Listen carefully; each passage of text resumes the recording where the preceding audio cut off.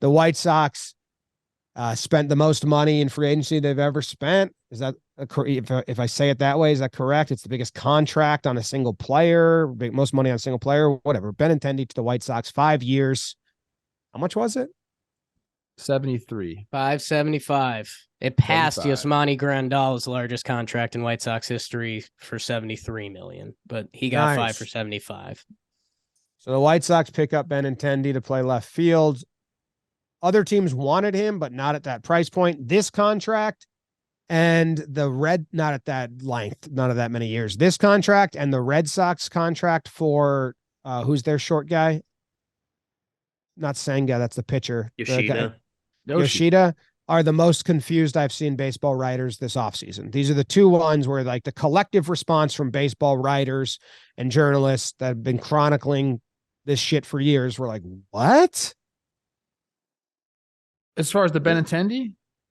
Benintendi, it was almost the reaction was, oh, I guess that is kind of 5 years of the average salary, and he is kind of just slightly above average, but that just seems like a contract that's bizarre. And then the Red Sox one was, everyone was like, what the fuck are you guys doing? But we're on Benny now. White Sox spending money now. It's you know how much I believed in this White Sox team last year, and I'm looking at the roster on Fangraphs right now, and he slots in there nicely. And you're going to be able to take Eloy out of left field because, gosh, he didn't even know where left field was. I didn't like watching him out there. He kept getting hurt. Like, we just need this guy to hit. Okay, so now that allows Eloy to just go bang, which I like. Okay, Benintendi plays a good outfield. I think the deal's fine. What I'm missing is our guy, the cog in the lineup, my other Cuban ball player that I love so much, Jose Abreu.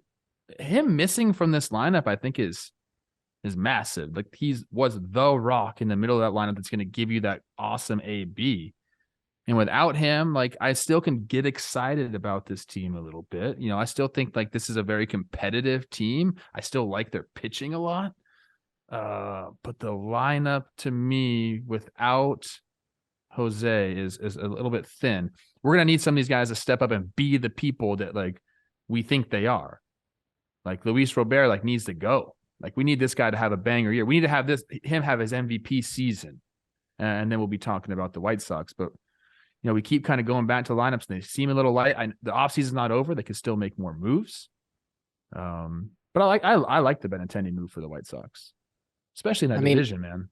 It's almost TPP season, isn't it? Because I mean, we're doing a lot of if it clicks, and that's what this time of year is about. New year, new me. I mean, Tim Anderson and Benny at the top of the lineup. If those guys are on their game, I mean, you're looking at 2 runners on for for Robert and Eloy. I love that style that they're going to be playing with those two guys up there. Little old school, little Trey Turner at a meeting going on for your Nats. Now, does it look like that? Because the White Sox last year just looked like and felt like a disaster throughout. Could those guys set a tone and be 2 of the best table setters? Could Tim Anderson compete for another batting title? Well, Benny has another year with an OBP around 375. Because if they do that and they're setting up Robert and Eloy and Moncada and Andrew Vaughn, yeah, there's something there. If that doesn't work and we're feeling White Soxy from last year, talk about a pivot year from them, man. You know, we thought they were World Series contenders. They were not. And yeah, I mean, you know, we used to talk about Luis Robert as one of the top young up and coming, you know, players in baseball. Can he do that? Can he be that? Eloy's my guy. He gets hurt last year playing the outfield. You know, I think his bat has shown he has the pop. If he can play 150 games, you know, he could hit you 40 homers. But, I mean, the White Sox won the bidding war, which was crazy. There was not a lot of defensive contact left fielders. Benny checks those boxes. New CBA, he gets the 5th year.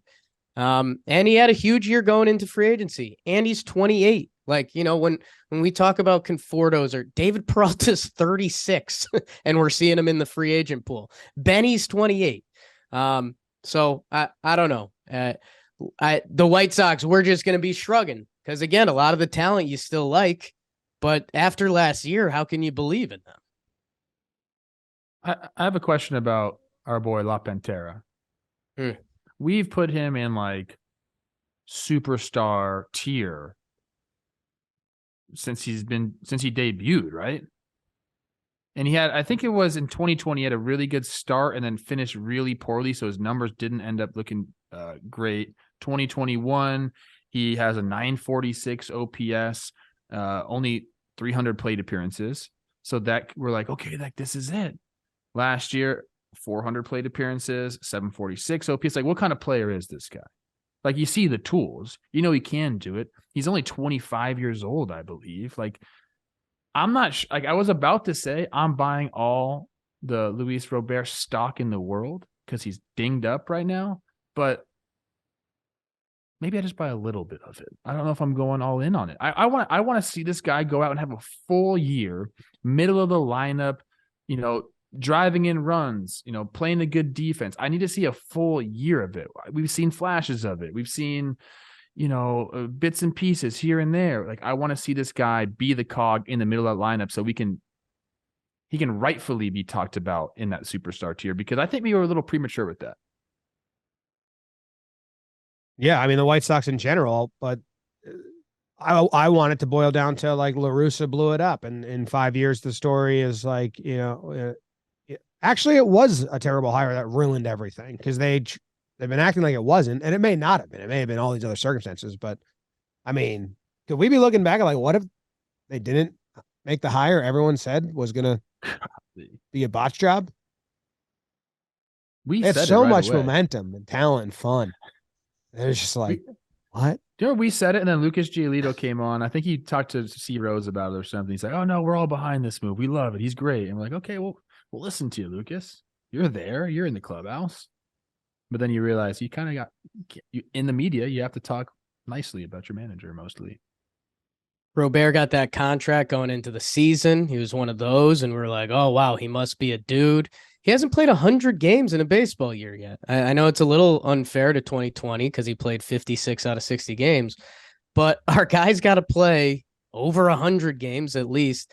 And yeah, I mean, the Tony La Russa stuff gets, last year, like you said, Trev, Luis Robert, 284, 319, 746. If he had been playing for a different manager, would he have given that 338, 378, 946 OPS? I don't know. But yeah, I mean, for him and Eloy in the middle of that lineup, Jose Abreu's gone. You guys need to be the dudes. This is a huge year for them. And they're still in the Central, which is a very winnable division. I question C. Rose and his Guardians all the time. Are they going to be the new San Francisco Giants, who came out of nowhere and then kind of went back to the middling that we're used to? Although the Guardians have been a pretty consistent. They're like the most consistent team in that division. Yeah. It's basically who's going to embarrass themselves, the Twins or the White Sox. That's been the Central. Tigers get a little kick last year. They signed a lot of guys. Yeah. All right. What? I mean, hey, BBD, how long have we gone? We are right at about 55 minutes with an intro that might be playing right now, or outro that might be playing right now.